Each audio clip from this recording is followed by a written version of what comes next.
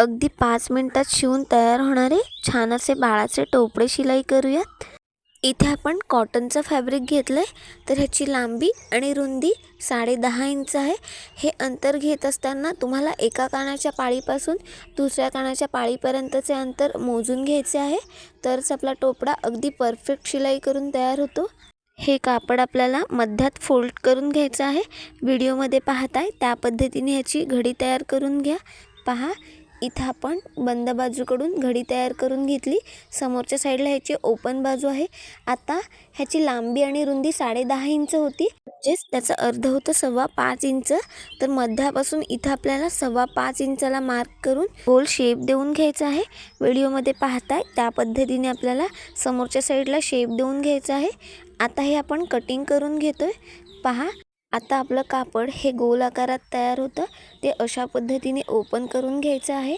आता आपल्या कानाच्या पाळीचं अंतर होतं 10.5 इंच, तर इथं आपण अशा अर्धा इंचाच्या मोठ्या प्लेट्स तयार करून घेतोय। तर 10.5 इंचापर्यंत आपल्याला प्लेट्स तयार करून घ्यायच्या आहेत। प्लेट्सची साईज ही साधारण अर्धा इंचाची ठेवा, म्हणजेच ते दिसायला सुद्धा छान दिसतं आणि हे टोपडं बाळाच्या डोक्याला अगदी परफेक्ट बसतं। इथे प्लेट्स तयार करत असताना सगळ्या प्लेट्स ह्या एका साईजच्या येतील ह्याची काळजी घ्या। तुमच्या अर्ध्या प्लेट्स तयार करून झाल्या की मोजून पहा, आपल्याला बरोबर 10.5 इंचाच्या प्लेट्स इथं तयार करून घ्यायच्या आहेत। तुमचं जे काही कानाच्या पाळीचं अंतर असेल तिथंपर्यंत प्लेट्स तयार करून घ्या। इथे आपण प्लेट्स तयार करून घेतल्या। आता मोजून पाहूयात।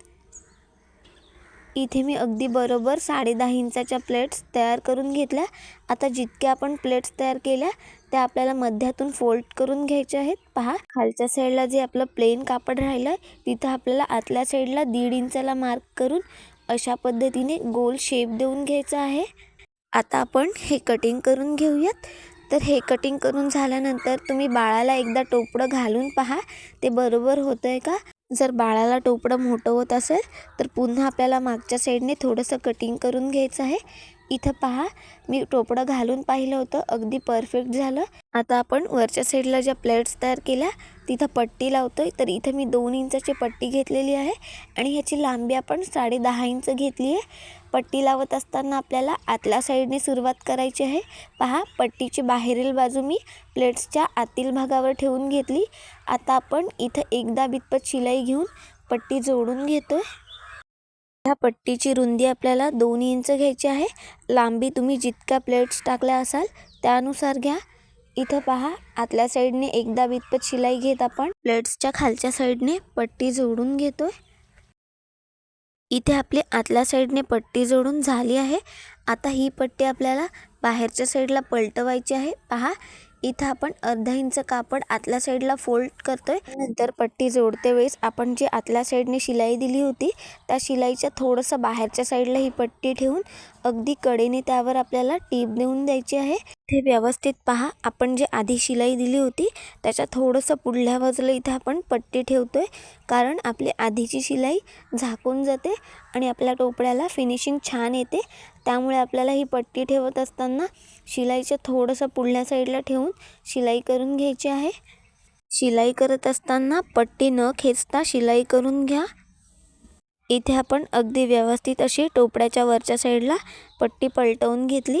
पहा, त्यानंतर आपल्याला टोपड्याच्या खालच्या साईडला पट्टी लावून घ्यायची आहे। तर आपण जितक्या प्लेट्स टाकल्या होत्या त्या मध्यातून आपल्याला फोल्ड करून घ्यायच्या आहेत आणि इथं आपण आणखीन एक पट्टी घेतोय। ह्या पट्टीची रुंदी आपल्याला 1.5 इंच घ्यायची आहे आणि लांबी आपल्याला अशा पद्धतीने टोपडं ठेवून पाहायची आहे। पुढल्या साईडला तुम्हाला जितकं बांधायला हवं आहे त्यानुसार तुम्ही पुढल्या साईडचं कापड एक्स्ट्रा घ्या। आता जिथपर्यंत आपल्या टोपड्याचं मार्जिन आहे तिथं मी मार्क करून घेतलंय। आता पट्टी शिलाई करून घेतोय। सुरुवातीला आपल्याला डाव्या बाजूला अर्धा इंच कापड आतल्या साईडला फोल्ड करायचं आहे। पुन्हा उजव्या साईडचं अर्धा इंच कापड आतल्या साईडला फोल्ड करून ते आपल्याला मध्यात फोल्ड करून घ्यायचं आहे। पहा, अशा पद्धतीने आता जिथं आपण मार्क केलं होतं तिथंपर्यंत आपल्याला सरळ शिलाई करून घ्यायची आहे। इथे आपल्याला कंपल्सरी डाव्या बाजूची पट्टी सुरुवातीला फोल्ड करून घ्यायची आहे, का ते तुम्हाला पुढे कळेलच।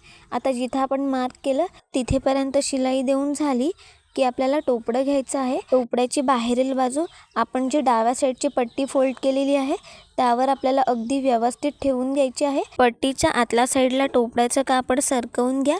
त्यावर आपल्याला उजव्या बाजूची पट्टी ठेवून शिलाई करून घ्यायची आहे. इथं शिलाई लॉक करून घ्या. पुढं आपल्याला त्याच पद्धतीने साईडच्या पट्टीवर टोपड्याचं कापड ठेवून त्यावर आपल्याला उजव्या साईडची पट्टी अशा पद्धतीने फोल्ड करून ठेवून द्यायची आहे. आता त्यावर आपण सरळ टीप देऊन घेतोय. शिलाई करत असताना आपल्या टोपड्याचं कापड हे दोन्ही पट्टीच्या आतल्या साईडला येईल ह्याची काळजी घ्या आणि व्यवस्थित इथं आपल्याला शिलाई करून घ्यायची आहे. त्यानंतर टोपड्याच्या दुसऱ्या टोकापर्यंत शिलाई झाल्यानंतर इथं आपल्याला शिलाई लॉक करून घ्यायची आहे. पहा, आता उरलेल्या पट्टीला आपण सेम त्याच पद्धतीने शिलाई करून घेतोय. इथे आपण अगदी कमी वेळात आणि सोप्या पद्धतीने आपल्या टोपड्याला फिनिशिंग सोबत खालच्या साईडला पट्टी जोडून घेतली. पहा, आता आपल्या टोपड्याच्या नॉटला इथं फ्लॉवर्स तयार करून घेऊयात. तर इथं मी हे 2.5 बाय 2.5चे कापडाचे तुकडे घेतलेत.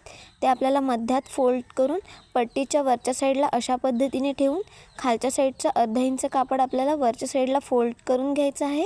अर्धा इंच कापड वरच्या साईडला फोल्ड केल्याने आपले धागे हे बाहेरच्या साईडला येत नाही. तर दुसऱ्या साईडला सुद्धा आपण सेम त्याच पद्धतीने इथं फ्लॉवर्स तयार करून घेतोय. आता एक्स्ट्राचं कापड इथं आपल्याला कटिंग करून घ्यायचं आहे. पहा, त्यानंतर आपण हे बाहेरच्या साईडला पलटवून घेतोय. इथे आपल्या बाळाच्या टोपड्याची संपूर्ण शिलाई झाली आहे. तुम्हाला ही व्हिडिओ कशी वाटली ते कमेंट करून नक्की कळवा.